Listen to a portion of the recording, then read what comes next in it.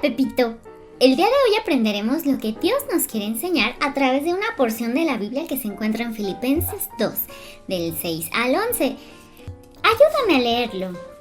Tengan el mismo sentir que hubo también en Cristo Jesús, el cual, siendo en forma de Dios, no estimó el ser igual a Dios como cosa a que aferrarse, sino que se despojó a sí mismo, tomando forma de siervo, hecho semejante a los hombres, y estando en la condición de hombre, se humilló a sí mismo, haciéndose obediente hasta la muerte y muerte de cruz.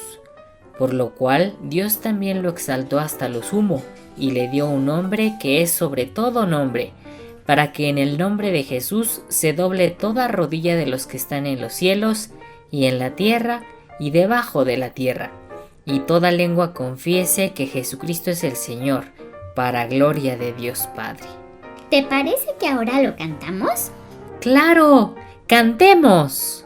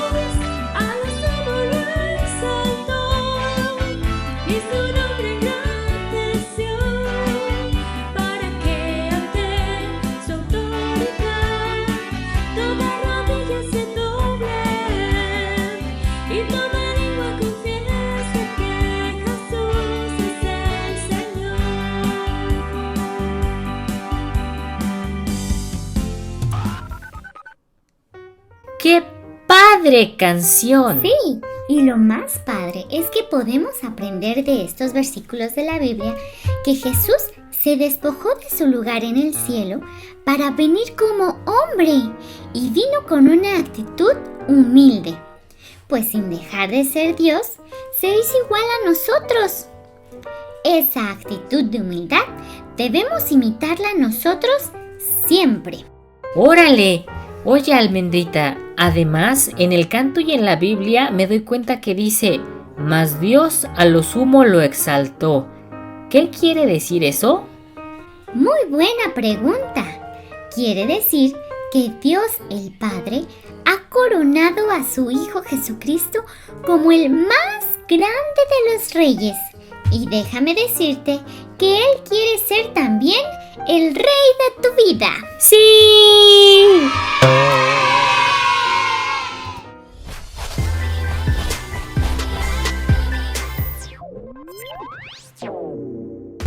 Ay, ojalá que ya empiece la función. Sí, ojalá.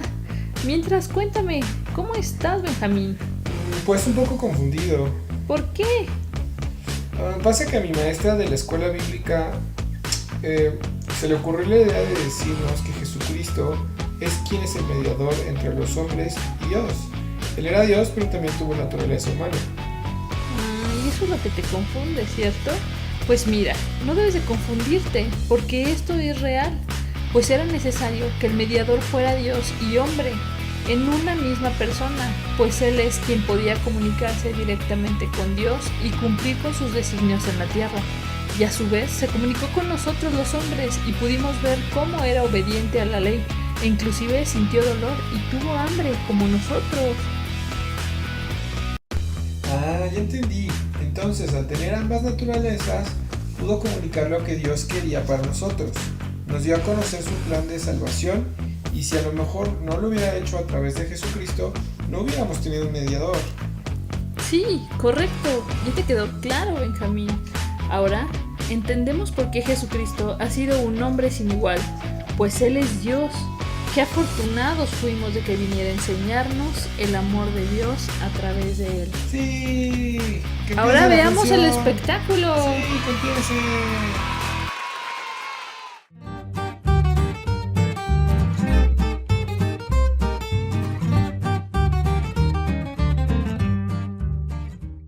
Lección 21. Intermedios. La realidad del padecimiento de Jesús. La Biblia en Mateo 27:24 nos dice: viendo Pilato que nada adelantaba, sino que se hacía más alboroto, tomó agua y se lavó las manos delante del pueblo, diciendo: inocente soy yo de la sangre de este justo, allá ustedes. ¿Por qué en el credo declaramos que Jesucristo padeció bajo el poder de Poncio Pilato? La referencia de Poncio Pilato es muy reveladora, ya que sitúa la muerte de Jesús en la historia. Al hacerse Jesucristo hombre, estuvo en la tierra y vivió entre nosotros, es decir, Él fue parte de la historia. Al ser la muerte de Jesucristo un suceso histórico, fue registrado por historiadores como Tácito del Imperio Romano e igualmente como Flavio Josefo, un famoso historiador judío. Si te quedaba alguna duda de que Jesucristo es real, tienes que recordar que esto está registrado en la historia. Jesucristo no fue una leyenda, su vida en la tierra fue un suceso histórico documentado. Dios había determinado que la muerte de Jesús ocurriera bajo el Imperio Romano. Así lo dice en el Antiguo Testamento, en el libro de Daniel capítulo 2 y 7. Es decir, la venida de Jesucristo al mundo y el significado de la misma habían sido cuidadosamente preparadas por las escrituras de los profetas del Antiguo Testamento.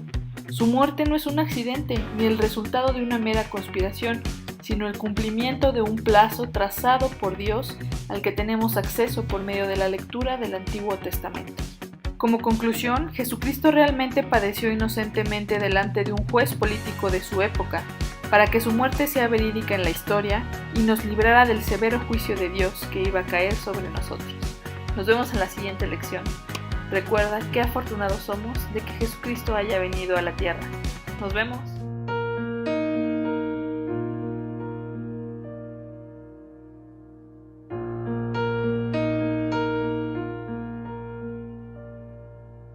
Prepara, oh Dios, mi corazón para recibir. Rompe el duro suelo en mí, ayúdame a creer. Tu palabra siembra en mí su fruto.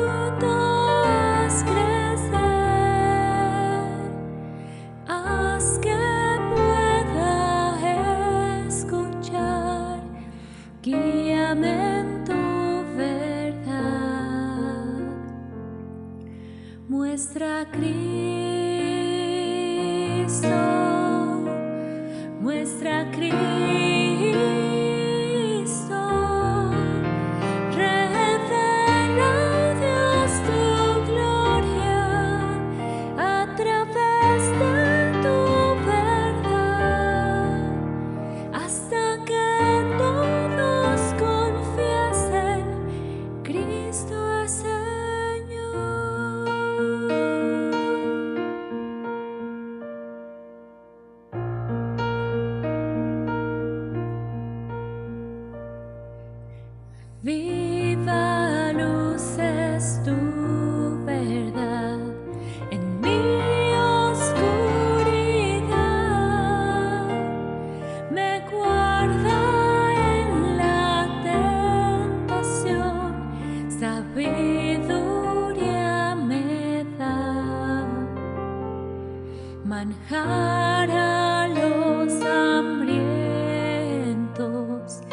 esclavos libertad, riqueza al alma pobre es.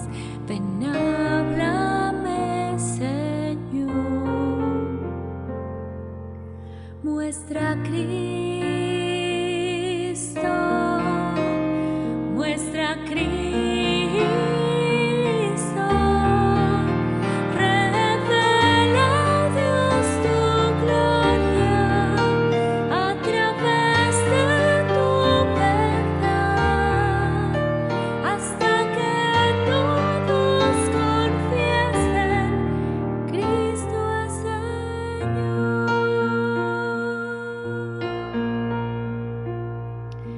¿Dónde más iré, Dios? ¿Dónde más iré? Tienes palabras de vida eterna. ¿Dónde más iré, Dios? ¿Dónde más iré? Tienes palabras de vida eterna. ¿Dónde más iré, Dios? ¿Dónde más iré? Tienes palabras de vida eterna. ¿Dónde más iré, Dios? ¿Dónde más iré? Tienes palabras de vida eterna.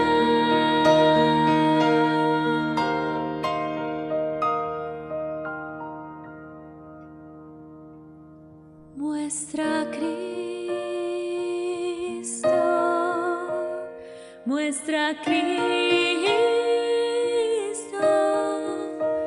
muestra a Cristo, muestra a Cristo.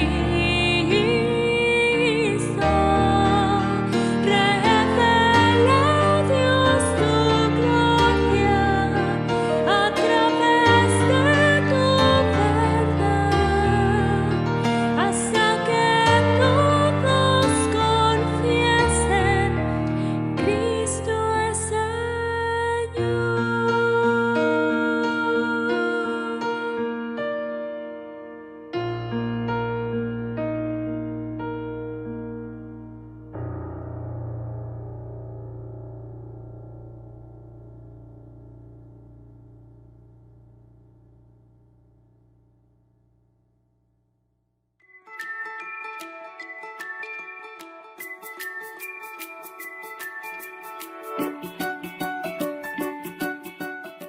¿Qué tal, hermanos? Me da mucho gusto saludarles nuevamente en esta ocasión para seguir platicando acerca de estas lecciones que tenemos en nuestra escuela de formación, y vamos a estudiar el día de hoy la lección número 42. Se llama Llamados a ganar y está basada en el capítulo 9 de la primera carta a los Corintios, esta carta que hemos estado estudiando estos últimos días.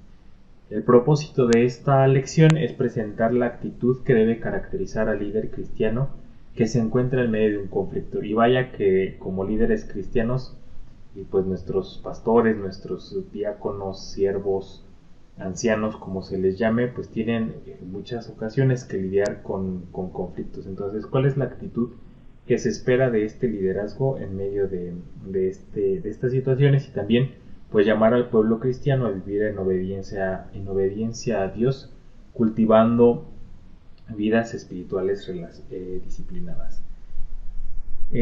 No sé si ustedes conocen ese dicho que dice que quien se mete de redentor termina crucificado. Es un proverbio que es como sarcástico y hace burla, o tal vez no burla, pero hace referencia pues a lo que le pasó a nuestro Señor Jesucristo, ¿no? Sin embargo, aunque parece sarcástico, pues tiene mucho de verdad, ¿no? Tiene un toque de verdad. Las personas que se meten a tratar de mediar ahí o de ayudar en conflictos, pues luego pasan a ser las regañadas, ¿no? O, por ejemplo, no sé si a ustedes les ha pasado que de pronto hay una pareja peleándose, llega un policía o llega otra persona que quiere intervenir porque el esposo le está pegando a la esposa, y entonces la esposa les dice que lo dejen tranquilo, ¿no? Que es su esposo y que al final pues él le puede hacer lo que quiera, ¿no? Eso pasa en muchas ocasiones, y también le pasó al apóstol Pablo cuando le estaba escribiendo a esta iglesia de Corinto.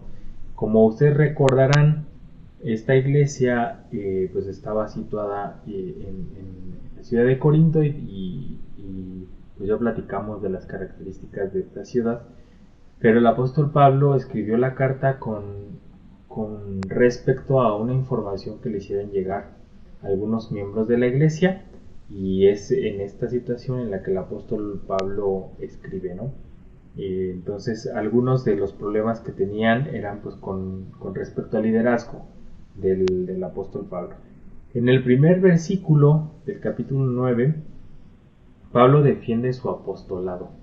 Miren cómo dice el versículo 1: no soy apóstol, no soy libre, no he visto a Jesús nuestro Señor nuestro, no sois vosotros mi obra en el Señor. El apóstol Pablo defiende su apostolado y pregunta qué más evidencia necesitan para cuestionar o para darse cuenta del fruto de su ministerio, ¿no? Él les dice: ustedes son, ¿no? Ustedes son mi obra en el Señor. ¿Necesitan algo más para saber que yo soy apóstol? Es evidente que algunos cristianos opinaban que Pablo era inferior a Pedro. Dice el versículo 2: si para otros no soy apóstol, para vosotros ciertamente lo soy, porque el sello de mi apostolado sois vosotros en el Señor. Muy probablemente, ya ven que en los capítulos anteriores el apóstol Pablo decía que había personas que decían: yo soy de Pablo, yo soy de Cefas, o sea de Pedro, y otros decían: yo soy de Cristo. Es probable que pues aquellos que decían que eran de Pedro pues sintieran que el apóstol Pedro era superior al apóstol Pablo, ¿no? Pablo pues se defiende explicando que él es apóstol y que ellos mismos son fruto de eso, ¿no?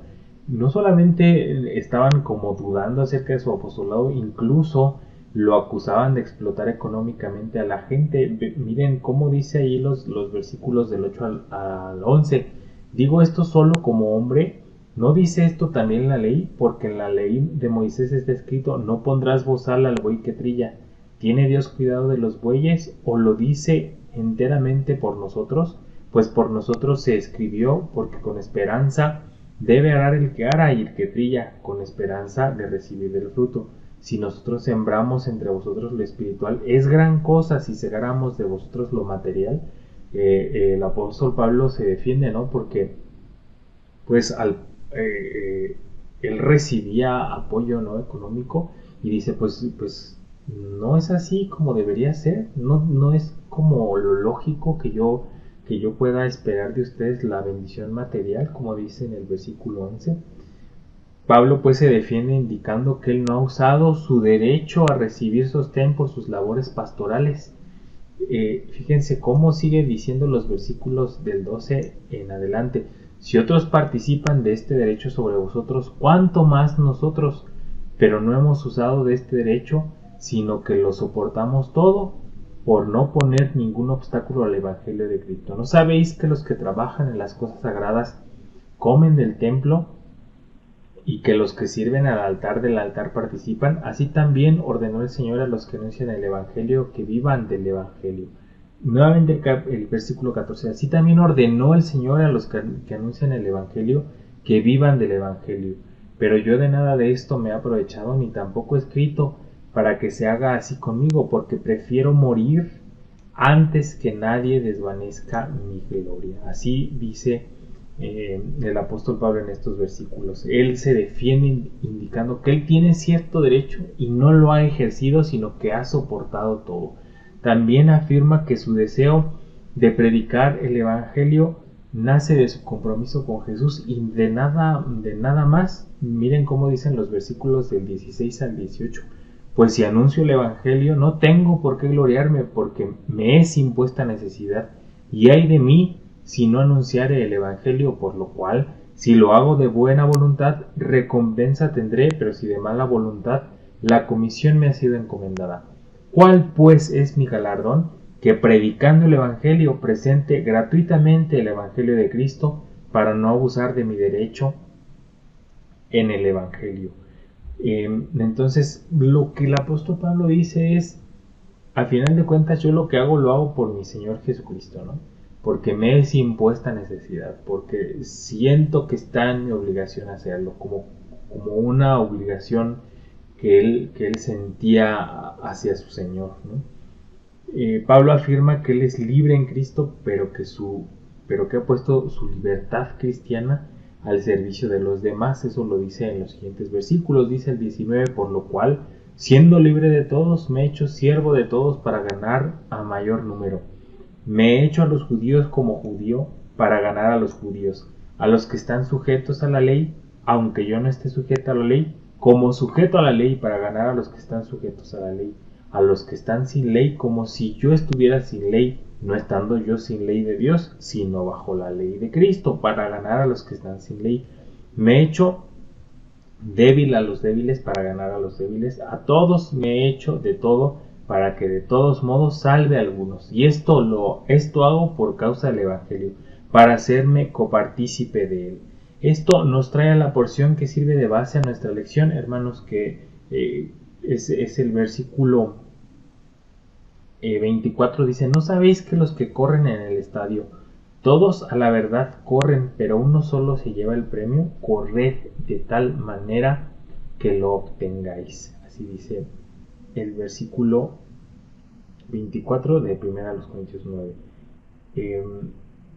Pablo comienza el pasaje con una imagen deportiva donde compara al creyente con un atleta, ¿no? Así es como dice: ¿no sabéis que los que corren en el estadio, todos a la verdad corren? Usa esta comparación. Si los atletas de este mundo se esfuerzan por llevarse el premio, por ganar un premio que es corruptible, o sea, que se puede corromper, ¿no? Que se puede perder, que se puede echar a perder, Pablo se esfuerza para ganar un premio que es incorruptible, ¿no? Uno que sea duradero, que sea eterno, que no se deteriore con el paso del tiempo. De las imágenes deportivas, pues Pablo pasa a explorar un pasaje del Antiguo Testamento. Vamos a pasar al capítulo número 10, versículo 1. Porque no quiero, hermanos, que ignoréis que nuestros padres todos estuvieron bajo la nube, y todos pasaron el mar, y todos en Moisés fueron bautizados en la nube y en el mar, y todos comieron el mismo alimento espiritual, y todos bebieron la misma bebida espiritual, porque bebían de la roca espiritual que los seguía, y la roca era Cristo.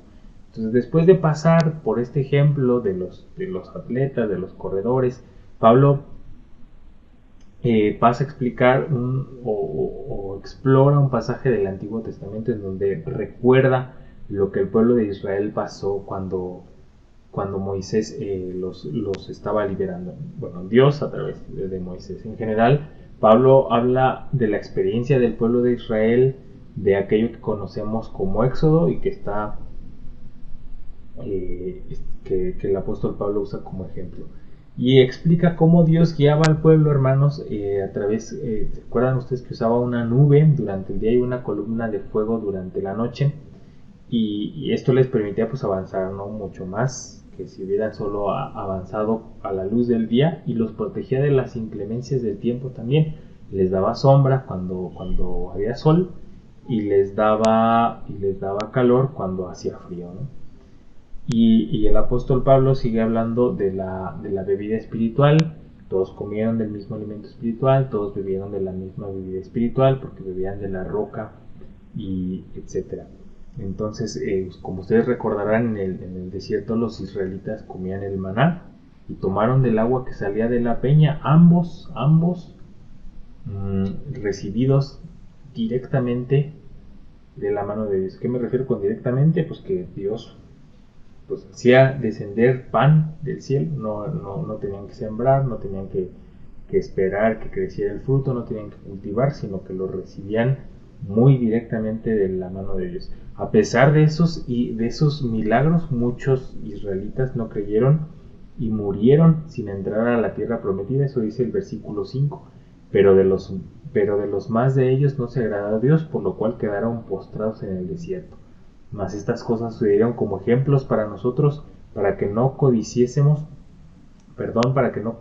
cosas malas como ellos codiciaron.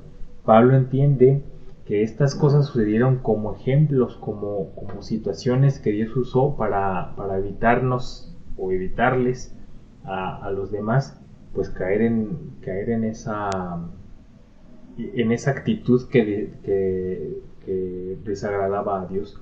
Y sigue diciendo los versículos 7: no seáis ni seáis idólatras como algunos de ellos, según está escrito, se sentó el pueblo a comer y a beber y se levantó a jugar, ni forniquemos como algunos de ellos fornicaron y cayeron en un día 23,000, ni tentemos al Señor como también algunos de ellos le tentaron y perecieron por las serpientes, ni murmuréis como algunos de ellos murmuraron y perecieron por el destructor.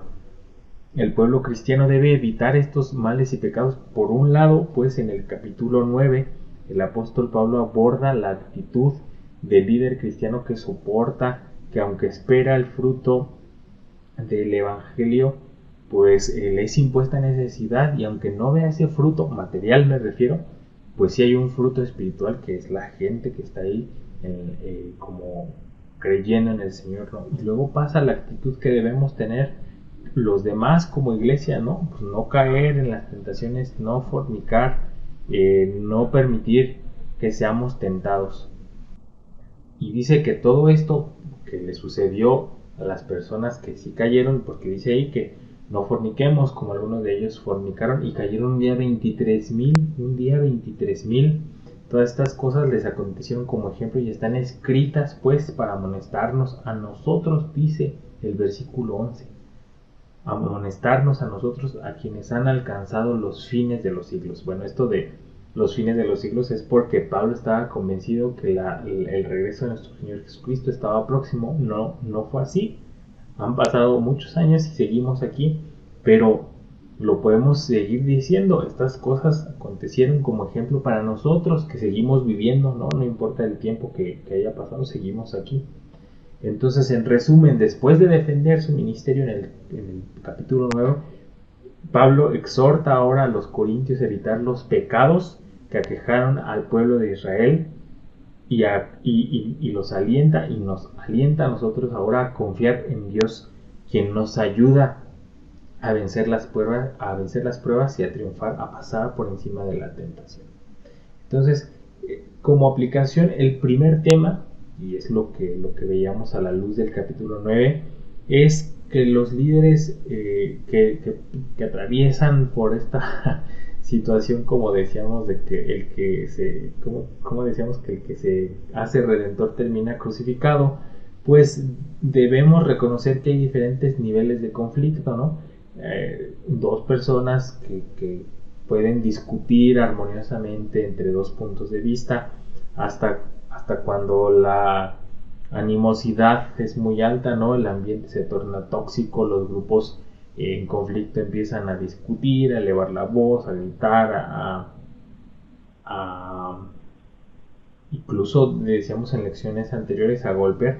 Pues el líder debe entender que si se mete a solucionar estos conflictos, pues va a sufrir en estos mismos niveles, ¿no?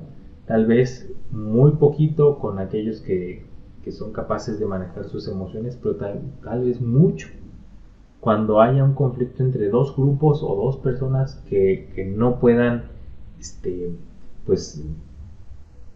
controlar sus emociones, ¿no? Pablo fue atacado brutalmente por los corintios. Esos ataques no cesaron, sino que incluso se hicieron más violentos. Si eso le pasó a Pablo, pues eso le puede pasar a cualquier líder cristiano. Eso como primer tema, o sea, como siempre habrá conflictos de acuerdo a lo que el apóstol Pablo escribe, y incluso se pueden ir haciendo peores, ¿no? Pero un segundo tema es el compromiso de los líderes. Pablo usa dos ejemplos de atletas, uno es el corredor y otro es el luchador, y dice que ambos se esfuerzan para ganar premios, ¿no? Y entonces dice, pues si ellos se esfuerzan para ganar premios corruptibles, pues nosotros como cristianos, como líderes, debemos desarrollar y cultivar disciplinas que nos permitan obtener el premio.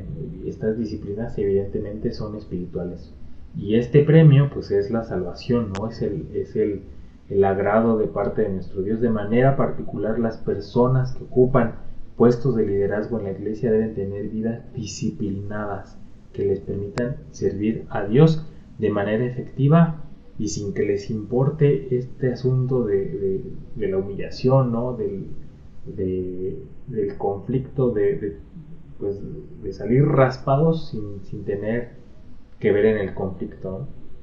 Y el tercer tema pues es la advertencia contra el pecado, y eso es en general, no solo a los líderes, sino a la iglesia en general, a nosotros, en donde decimos que si Dios no perdonó al pueblo de Israel, obligando a toda una generación a perecer en el desierto, tampoco va a perdonar a las personas creyentes que perseveren en el pecado.